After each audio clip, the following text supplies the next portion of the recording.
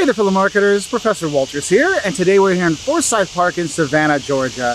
And today what we're going to talk about is market segmentation. Basically, how do firms divide up their markets? How do they divide up their customers? And the thing is, a lot of times when you divide up your customers, what you're doing is you're putting a group of people or a group of customers with similar characteristics together in a group so you can offer products that fit that segment or have a way to sell to that segment that works better, okay? And the thing is, for companies, you can, when you segment, you might segment on similarities. Maybe if it's soda, right? We'll look at, they're all soda drinkers, so that's a similarity. But within there, we might look at some of the differences. Oh, these are the diet soda drinkers, and these are the caffeinated soda drinkers, some things like that. Or if you're looking at alcohol, you might divide it up in terms of, hey, these are alcohol drinkers, these are non-alcohol drinkers. So those are dissimilarities. So you have that. And the thing is, for firms, they actually do use a multitude of different segmentation methods because there's not one silver bullet in segmentation. It's not just like male, female, or young, old, or whatever. There's a lot more stuff that goes into it, okay? And so what we're gonna go through are some of the really basic ways that companies can segment their market that you see every day, okay? And probably the one that I like to talk about first is actually what's called geographic segmentation. And this is segmentation that's based on location. So I'm here in Savannah, Georgia, in the South. So if you're a US company, you might have the country divided up into regions.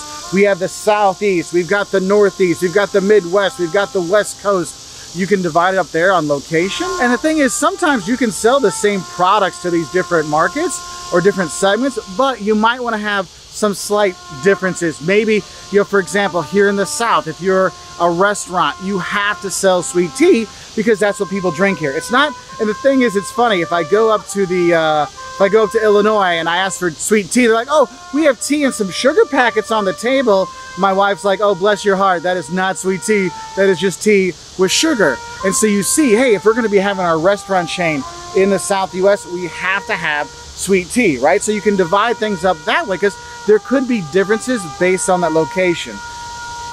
McDonald's does that. When they have their Indian market, they offer different products than they do in their US market because there's different needs and wants in that geographic location. Now, another thing you might see is what's called demographic segmentation. If you still watch TV and you don't DVR everything and just Netflix or Hulu or whatever, if you have commercials on, you can tell that the commercials for every channel you watch, those commercials are tailored to the people that watch that channel. So if you watch MSNBC and CNBC, which is business and stuff like that, they're gonna have financial, T. Rowe Price, and they're gonna have, buy this mutual fund, and they'll have, Viagra commercials because it's usually older men that have money that when you get old, things don't work so much anymore, so they know that's our perfect demographic we want to go for. And when you're looking at demographics, you might look at age, you might look at income, you might look at education, you might look at race, you might look at all kinds of different things that you can divide people up in and say, how do I target that market, okay? So you kind of want to think about those things because you'll see companies that do that. So an example of a demographic segmentation, you hear the trumpet player playing behind me?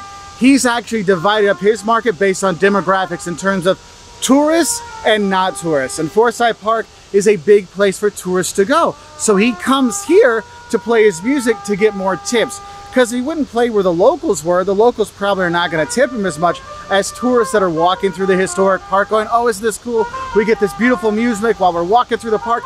Yeah, I'll give him some money. And he's doing a good job of demographic segmentation. Tourists, that's where they're here. Non-tourists, that's a different demographic out there. Because tourists will have more money, they're more likely to spend and things like that. So you see those kind of things, right? And the thing is, sometimes what you do is actually combine the geographic segmentation and the demographic segmentation into what's called geodemographic segmentation. I know, very original, right? And what this does is it combines those two. And you see this a lot more maybe in a town. Like, for example, I live in a college town and we have this chain of pharmacies called Walgreens, okay? And Walgreens, what they have is like where I live, where all the families live, right? So we have a whole aisle that is just kids' toys. If you need to get a birthday present, a last minute birthday present for that kid's birthday party, you can get Legos, you can get Star Wars, you can get, Transformers, Ben 10, whatever. They've got all that there, a whole row of them. And then, or whole aisle, like both sides, right? And then the next aisle over, there's a whole aisle of just diapers and baby stuff and things like that. And then you go to the liquor aisle, and the liquor aisle, well, actually the liquor aisle is kind of small. There's only like 3 or 4 different beers, but there's a big wine selection that's there, but there's not a lot of beer selection. And so what they look at is like, why do they do those things? Well, there's a demographic side of it. You got the families that are there, but also that's where the families live. So you kind of put those together. Now, when I go to the college town, when I go to campus town, right, and I go to the Walgreens there, I walk in there, a third of the store is alcohol. Why? Well, it's the same store. Why are they having so much more alcohol? Well, look at the people that are living there. They're students, they're young, they're drinking more, they're going out more and doing things. So we have a bigger, amount of alcohol.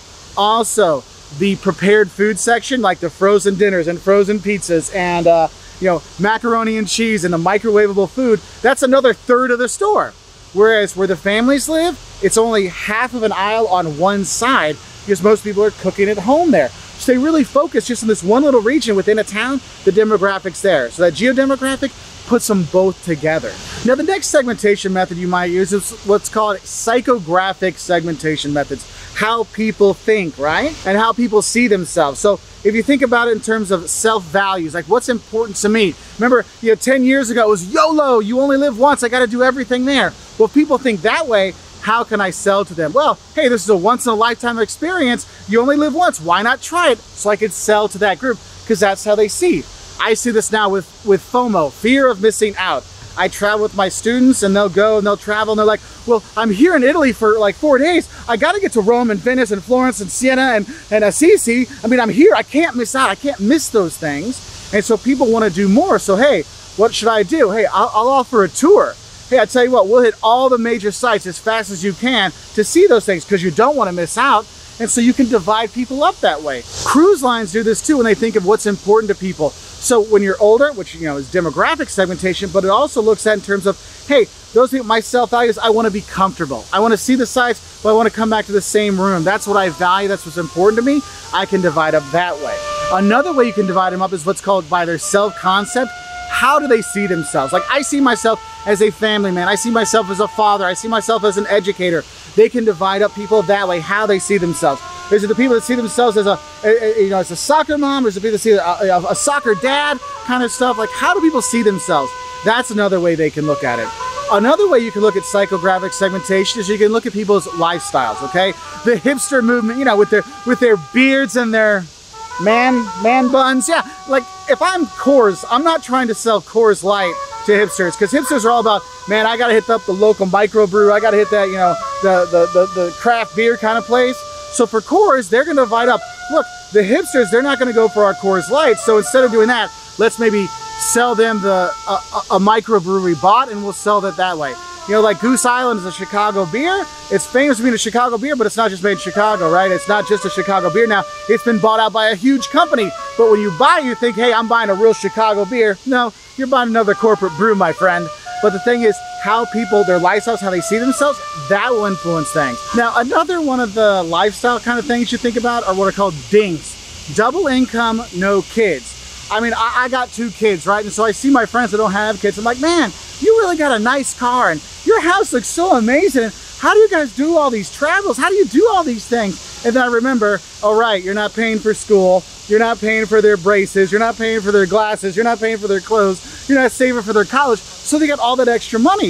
And so you'll see companies like Walt Disney World, they'll be going out and targeting double income, no kids couples to come out. Come for your honeymoon. Come here because you're going to have a great time. Because think about it, double income, no kids at Disney World, what are they doing? Well, they're not taking up too much space in line. They don't have kids running around. When they go out to eat, they're probably not going to just get the cheap like burger thing. They're probably going to the fancier restaurants and they'll spend more money. So we can look at those things that way. And so that lifestyle, that DINK kind of lifestyle is something that, hey, that's something we could actually target. So you kind of think about those things. Now, another segmentation method is what's called the benefits segmentation method. That looks at what are the different kind of benefits that people are looking for when they're buying that product. So for example, I like to talk about Gatorade. If you remember the old commercials, look on YouTube, you'll find them. There's the Be Like Mike, and Michael Jordan is drinking his Gatorade after he scored some points, and they're like, oh, he's replenishing his electrolytes. He's getting his energy back. That's a benefit. I'm getting the replenishment of my fluids and stuff like that when I drink that Gatorade. So if you run marathons, you exercise, and you drink your Gatorade afterwards, that's a benefit you're looking for. It's replenish those electrolytes. But other people, there might be other benefits they look for in Gatorade. For example, me, when we go on a road trip, I don't like caffeine too much, right? So I want a non-caffeinated drink that I don't feel too bad drinking, so I buy my blue Gatorade. I like the flavor, that's my benefit. I like that flavor, it's not a soda, so that's a segment. But also, I know a lot of college students might be watching this video, and how many of you have drank Gatorade on a Saturday morning because you're so hungover? Yes, the benefit of hangover reduction is another benefit you can look for. So we might divide our customers up that way just because, hey, there's different benefits they're getting out of it. And the last basic kind of segmentation method I want to talk about is what's called behavioral segmentation.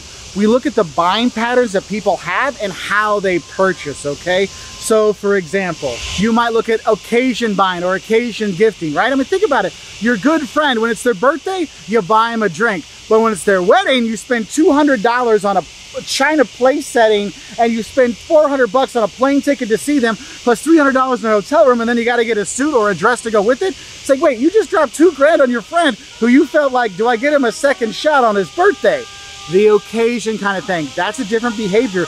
We see those things, okay? And so companies know that. They know, oh, if it's a wedding, people are going to spend more on the gifts, so we'll make a registry with more fancy things in there. When it's just your like normal birthday, you're like, hey, I'm happy if people like send me a message saying happy birthday. There's different kind of ways people act, so you'll look at the occasion. Another thing you might look at in terms of behavioral is actually what's called loyalty purchasing. I mean, think about it. Have you ever, like for me, I travel a lot and I always use Delta. Why do I do that? Well, I've got platinum status with Delta, so if I buy my economy ticket, 50% of the time I get upgraded to like their Comfort Plus. So I get a nicer ticket at a lower price. Yeah, I'm gonna spend more because I'm loyal to them. And companies will do that. That's why you'll maybe go to your local grocery store and they have you collect points so you can get discounts and stuff like that. They do that because they know the loyalty can draw people in. They're willing to spend more money with us because they're gonna get a deal, they're gonna get benefits for being loyal to us. There's a lot of different behaviors you might see when you're out there. And the thing is, with these segmentation methods, there's not one special one that's better than the other. You need to use a combination of these to figure out what is the best way to find the right segments for you. Because if I look at it in terms of this YouTube channel, I divide my market up into the marketing students that need these marketing videos, and then I have the YouTube videos that are for people that are doing YouTube channels. Two very different segments, so I make different products for each one of those segments, right? And companies will do that. And actually what you might see, if a company has multiple products, they might actually have multiple segmentation strategies for each of them, okay? So it might be, you know, you look at it in Toyota, they have the Lexus for the high income, you know, the Toyota brand is for middle income or lower income, things like that. But then within that, they have their Camry and their RAV4, which is, oh, that's on, you know, lifestyle kind of stuff. Oh, the RAV4, I want to go off-roading, I want to have more of a sporty life. And the Camry is more, hey, I got a family, I need my sedan kind of stuff. And so they use multiple segmentation methods to get what works best for them and their clients. So I hope this helps you better understand some of the basic segmentation methods. If you want to learn more, we got plenty of marketing videos on there. So give us that like, don't forget to subscribe, and we'll see you next time on our next marketing or business or YouTube video. Bye from Savannah.